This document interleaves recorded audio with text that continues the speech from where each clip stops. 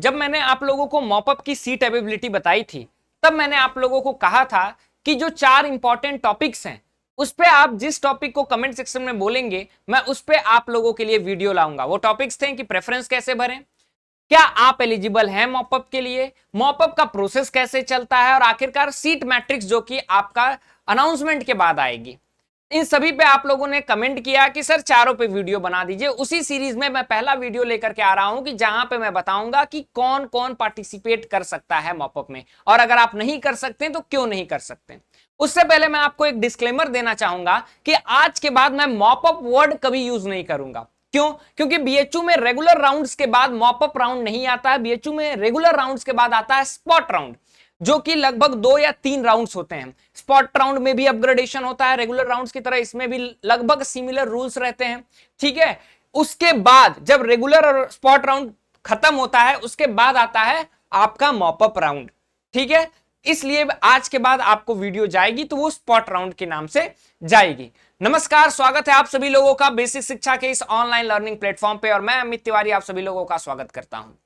तो इस सीरीज में आज हम डिस्कस करेंगे कि कौन कौन पार्टिसिपेट कर सकता है एलिजिबिलिटी क्राइटेरिया पे। ये ना मेरा एजम्पशन है ना आपका एजम्पशन है, ये बीएचयू ने जो अपना कैप बुलेटिन जारी किया था उसी में मेंशन है कि कौन कौन एलिजिबल होता है इसके लिए। अब जब हम उसके बुलेटिन पे चलेंगे तो आपको पेज नंबर 14 पे आना होगा, जहां पे स्पॉट राउंड का, ठीक है, मॉपअप का नहीं, स्पॉट राउंड का इसने क्या किया है, इसने जो है पूरे प्रोसीजर को दिया है कि आप स्पॉट राउंड के लिए कौन कौन जो है आप एलिजिबल है। ठीक है, तो कहता है कि जैसे ही स्पॉट राउंड का नोटिस जारी होगा उससे पहले आपको जो सीट अलॉट हुई रहेगी, अगर आपने विड्रॉ नहीं किया है तो आपकी सीट अपने आप फ्रीज हो जाएगी।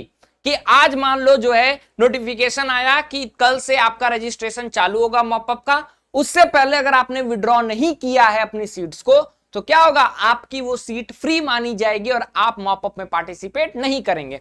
इसी के प्रोसेस में वो लिखता है कि the following candidates will be eligible to register in the spot round. पहला कौन है?